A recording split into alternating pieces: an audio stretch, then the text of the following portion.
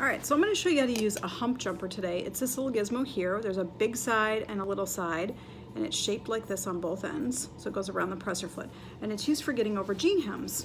So I'm hemming a pair of jeans that have come undone here, and I want to go ahead and show you why you need a hump jumper first. Because if you look at that, you see how that presser foot is tilted upward? You don't want that. So the hump jumper sticks under the back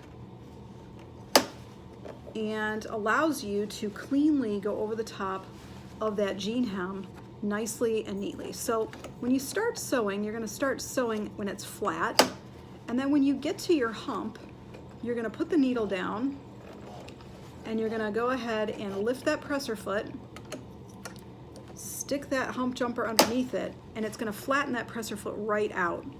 And then you're going to go ahead and stitch right over the top of your hump with your jeans needle.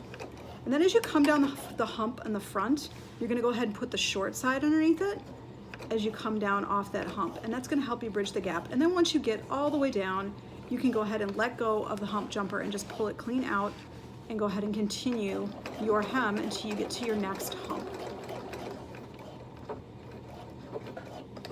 That's it. That's how you use a hump jumper, or it's sometimes called a jean-a-majig, but I call it a hump jumper. By the way, I am stitching with jeans top stitching thread in the top and standard machine thread in the bottom. You can use whatever color works for you on the bottom that you want. Don't be afraid to hem your jeans. It's easy.